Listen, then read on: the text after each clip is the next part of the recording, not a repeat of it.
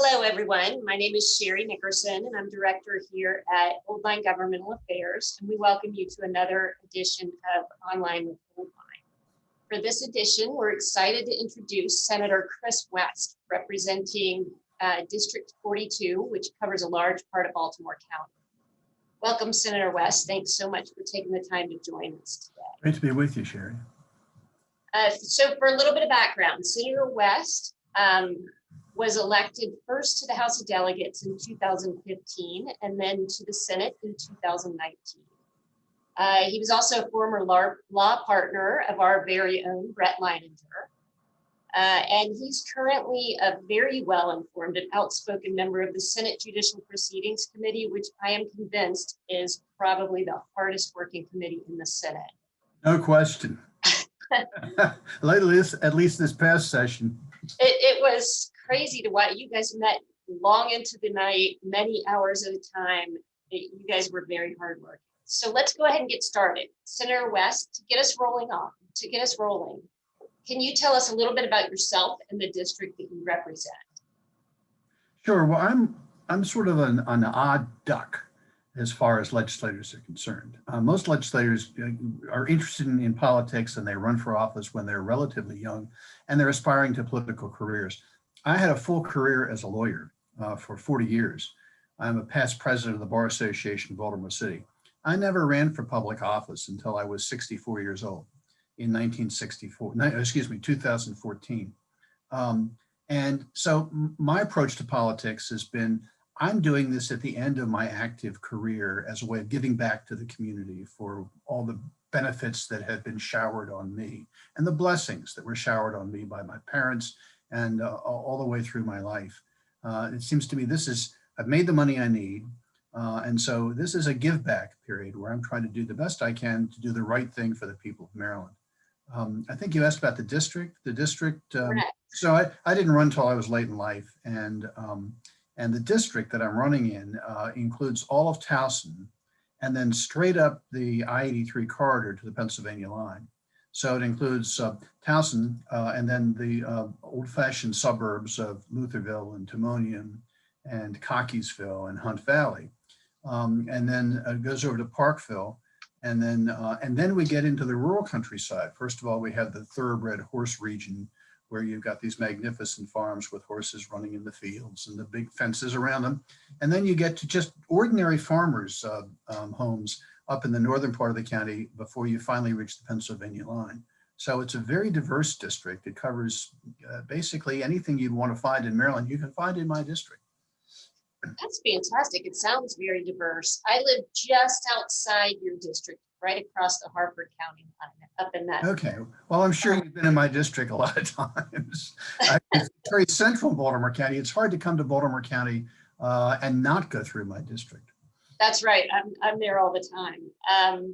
So you've been a member of the General Assembly now for 6 years. What inspired you to run? So you said you ran later in life. I'd always had an interest in politics. I took political science courses in college. I became the counsel for the Maryland Republican Party back in about 1980. And off and on for 20 years, mostly on, I was counsel for the state party, never got paid a dime. But it enabled me to sort of keep my foot in the water, but without committing myself full-time to run for politics. So I got to know the Republicans. Frankly, in Maryland, there are not that many Republicans. It's pretty easy to get to know them. And in Baltimore County, we had some very important Republicans come through Baltimore County over the years. I don't want to miss any, but we had Governor Ehrlich, who has started his political career in my district, Ellen Sauerbrei, who spent her entire political career in my district, Helen Bentley, who lived in my district all her life, Dick Bennett, who ran for Attorney General, is now a federal judge, lives about 2 blocks away from me in my district. So there are lots of significant Republicans who've come out of this part of Baltimore County. And so I had the advantage of getting to know them and looking on from afar, as it were, as to what they were doing in their political lives, and always concluded that at some point it would be interesting to get involved. And that point, the stars didn't come into proper alignment until 2014. And all of a sudden, because of the redistricting that occurred after the 2010 census, I realized I could win this district if I wanted to. And then the question was, did I want to? And my conclusion was, I've been doing the same thing for 40 years, practicing law. Why don't I try something new and different? So I threw my hat in the ring, and the rest is history. Get a little bit out of your comfort zone, huh? Yes, to say the least. I'll tell you, the first time I knocked on a door and the lady came to the front of the door and said yes, and I had no idea what I was going to say. It was an embarrassing experience. I got my sea legs before long, but it was certainly new and different. Right, absolutely. That's a great story. So I bet you had some preconceived notions of what you were getting yourself into when you headed to Annapolis. How have things been different or the same while working within the legislature? Actually, I didn't have any terribly preconceived notion. I'd been to Annapolis once in my entire life to testify on a bill, one time, and didn't know what I was doing, and found the whole experience to be exceedingly foreign. So literally, it was Mr. Smith Goes to Washington. I learned it on a minute-by-minute basis in real time. For example, the first day I had to say, "Where's the men's room?" I had no idea what to do. It's been a very interesting experience, but I really can't say there was any preconception. I will say I've found the biggest surprise I've had since I've gotten there was I had this mind's eye impression that most legislators are political hacks, that they simply run, they get elected, and they go down and they smoke cigars and they drink a lot of booze, but they're not very good. That's simply not the case. Now there are some of those, but the vast majority of legislators I've found on both sides of the aisle are hardworking, relatively intelligent, in some cases exceedingly intelligent people who are really trying to do the best for their constituents. And a point I want to make to your viewers is, if you think, boy, that guy is terrible, he always votes the wrong way, I just wish lightning would take him out. The fact is that if lightning took him out, his constituents would elect someone very much like him, who would vote very much like him, because we do represent our constituents. My votes will be different from the votes of someone on the west side of the Baltimore County, or someone from Howard County, or someone from Cumberland, or someone from Salisbury. And that's because my constituents are different and have different interests and different needs than the people in those other parts of the state. That's such a great point, and I think one that does not get light shed on it often enough. You do represent your constituents, and everybody's district is different, and I think that's a really great point to make. For example, I have the state fairgrounds in my district. I'm always trying to look out for the needs of the state fairgrounds. It's a large tract of land. If it were to cease to be the state fairgrounds, it would be intensively developed, and that whole part of my district would be really transformed. So I'm doing everything I can to keep the fairgrounds going and going well, so that my grandchildren, my great-grandchildren, can go to the state fair at the end of the summer and enjoy all the cows and the costumes and the candy as I was a kid. That's great. So tell me what you feel like you've been involved in juvenile justice reform and police reform and cannabis issues. Like, what has your personal best accomplishment, do you think, has that been? It's hard to say, because I've been on position-wise, I'm an old-fashioned Republican. Remember back in the day, one of my idols was Jerry Ford, George H.W. Bush. I love John McCain. I think Mitt Romney is terrific. But Helen Bentley was terrific. Helen Sauerbrey was terrific. Bob Ehrlich was terrific. So, but we're talking, I'm sort of old-fashioned.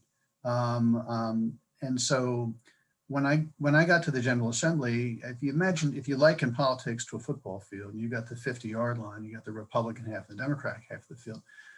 Time was, if you're on a blimp looking down, you'd see the blue helmets all over the field.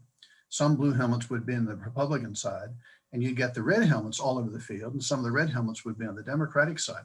Right. That's not so much the case. Most of the red helmets are between the Republican 20-yard line and the goal line, and most of the blue helmets are between the Democratic 20-yard line and the goal line. I'm out there sort of in the middle. I'm somewhere around the Republican 40-yard line, let's say. I'm pretty much alone. In both the House and the Senate, there are not many other Republicans who stray past the 25-yard line. I'm out there on the 40-yard line. And I hate to say it, but it's the same thing's true on the Democratic side. Time was there was a strong contingent of moderate Democrats who you could find towards the 50-yard line. Not so much anymore. So one advantage I have of being in this position is when either the Speaker of the House or the President of the Senate wants to comprise a committee or a commission or a task force or a work group and needs to have a Republican or two, guess who tends to get the nod? I do. So I've been on all the most interesting task force since I got elected to the House of Delegates back in 2014. I guess one of the main things was, I'm sure what the exact name of the task force is, but I call it as Let's Fix the Affordable Care Act task force. Right. In Maryland, the Affordable Care Act was heading for disaster. And younger, healthier people were simply opting out. They weren't getting involved. The only people who were getting the insurance were the older and the sicker people, and therefore the premiums were going up and up and up. And it eventually was going to price everybody out of the system. So we got together to try to fix this problem, and we did. Today, the Maryland healthcare system, on the online internet way of getting your healthcare, for those who don't get healthcare through their employer, is as robust and healthy as it has ever been because of the work that we did. So that was important. I've been on all sorts of other ones. I'm currently on the licensing of the legalization of marijuana task force. Right. To decide whether we should do that, whether it's a good idea. Unfortunately, the head of that task force is Bill Ferguson. Before he became president of the Senate, he was just an ordinary state senator. And he got appointed to be head of the task force. And then we met for one summer before COVID. And then all of a sudden, everything changed in his life. He became the president of the Senate and is incredibly busy. So last year, in part because we had a COVID problem, and in part because he was so busy in his new role, our task force never met. So, and before we ceased our meetings, we had identified maybe 25 to 30 collateral issues that are raised in considering whether or not marijuana should be legalized. Right. And we got through some of the easy ones, but all the hard ones remained, and they continue to be on our plate. So the question is, will we meet this summer? If Bill is still too busy to do it, he probably ought to turn over the chairmanship of this organization to another state senator who would have the time to pick it up again and work on it, because it's an issue we have to deal with. You make a really good point there, and one that I think a lot of people don't really understand is that, you would think the legalization of marijuana is a yes or no issue, but there are so many different collateral issues and so many different people that are affected one way or another by the issue that no issue in front of the legislature is ever a cut and dry yes or no issue. Yeah, and then there are lots of stakeholders. And you have to listen to all the stakeholders, and believe me, they educate you. I never thought of that. Exactly. You write it down as something we have to deal with. With the question of legalization of marijuana, there are lots of issues like that come up to the top. Absolutely. So you've kind of covered one of your issues that you think will be, policy initiative for the future. Anything else that you're working on or that you're really passionate about that you'd like to accomplish while you're still in office? Well, I've got two bills that I've introduced now for 2 years in a row that have not gone anywhere, but I'm really strong on them. One is that here in Maryland, we need to phase out the burning of coal to generate electricity. It's the dirtiest way possible, the most polluting way of generating electricity. And the day of burning coal really has to come to an end. So I've introduced a bill to phase out the burning of coal by 2030. Interestingly, every one of the utilities that burns coal, that has a coal burning facility, has publicly committed to close their facility by 2030. One closed last year, another is scheduled to close this summer. Two more are scheduled to close in 2025, the big one in 2027, and then the final one, a relatively small one in Cumberland, Maryland in 2030. So they've all committed to close, but so what the bill would mainly do is confirm that they're going to honor their commitment and really are going to close when they've promised. But number two, it's going to provide a lot of money to transition the employees of these companies into new productive work, so they won't be left high and dry. Strangely, the reason the bill hasn't passed is because it's been opposed by the AFL-CIO that represents many of these employees. And I simply have never been able to figure out why, since the main purpose of this bill is to provide money to transition people from plants which are scheduled to close, why the AFL-CIO is against the bill. Can't figure it out, but for 2 years they've blocked the bill, and hopefully we'll bring it back again maybe in 2025, just before these big plants just south of the Key Bridge along the shores of the Patapsco. Two plants next door to each other are scheduled to close, and a lot of people are going to lay it off. So maybe by that point, the AFL-CIO will say, wait a minute, two plants have already closed and all those employees have been laid off and nothing was done for them. Maybe this time we should do something for these employees. So that's one bill. The other one is my strong bill on the solar panels on roofs. We're about to spend $2.2 billion building schools in Maryland because of what's called the Built to Learn Act. Here in Baltimore County alone, we're going to get over $400 million to build new schools. A couple of them are in my district. These days, schools don't have peaked roofs. They have big flat roofs. And there's no reason in the world why we shouldn't put solar panels on the roofs. I mentioned the fairgrounds earlier. This past summer, the fairgrounds was approached by a solar company and said, could we put solar panels on your roof? And the question was, yeah, how much is it going to cost us? And the answer was nothing. We will put the solar panels on your roof free. We will install them free, and we will give you lower electricity over the next 15 years. You're going to save $1 million on your electrical bills over 15 years. What we need is a big flat expanse of roof to put the solar panels on. And the fairgrounds has a couple of roofs just like that. Right. That's what the new schools are going to be. They're going to have big flat roofs.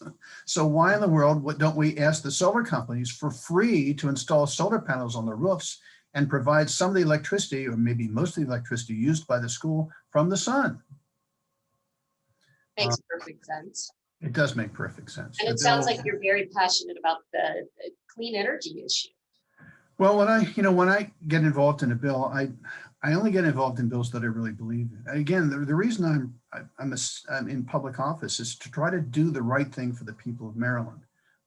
So when people come to me and say, would you be interested in, I just got a request this morning that I do a bill about online poker. And I said, it's not something I'm interested in. It's a considerable amount of work to introduce a bill. I'll consider the bill if it's introduced by somebody else, but somebody else ought to work this bill because it's not my bag. Right. But if I come across something that I think is really important, I'll work hard to try to get it passed. I did one this past year. It's a relatively modest thing, but on cemeteries, some of this, we don't want the cemeteries to look like the house on a haunted hill. We want them to be maintained indefinitely in a beautiful condition. So each of these cemeteries has a trust fund, and up until now, they've only been able to use income from the trust fund in a very limited way. And my bill said that they can invest the money in the trust fund broadly and in a balanced portfolio, which includes growth stocks. So as the stock market goes up and up and up and up, the value of the portfolio will increase and increase and increase and increase. And the income generated will increase and increase and increase and increase, which will mean that as inflation goes in the future, the money will be there in these trust funds to pay the continuing maintenance expenses of the cemeteries. I mean, it sounds rather exotic, but it's important. And I think because of the bill that I got passed, cemeteries 75 years from now are going to continue to look nice and adequately maintained rather than falling into disrepair. Absolutely. As a former financial advisor, you sold me with invested in a broad-based portfolio. There we go. Let it grow. So to wrap things up, what is one unique thing or fun fact that you'd like to share with everybody about you? Oh boy. One fun fact. Throwing you a curveball here. When I was a teenager, I did children's magic shows for birthday parties. Oh, cool. I got experienced in pulling rabbits out of my hat. Now, do you still do those maybe with grandchildren or something? No, like actually, the tricks got lost decades ago. Gotcha. Okay. Don't have the tricks That's really anymore. interesting. But I feel like in Annapolis, I still occasionally pull a rabbit out of my hat. So very true. Well, thank you, Senator West, for taking the time to be with us today. I know you've got a lot going on right now, so we do appreciate your time. And we Sure, look forward to having more opportunities to work with you in the future. Looking forward to For it. It was those fun to of talk, you- fun talking with you this morning. Absolutely. And for you, those of you who are tuning in for these conversations with legislators, for more of them, please visit boldlinelobbying.com.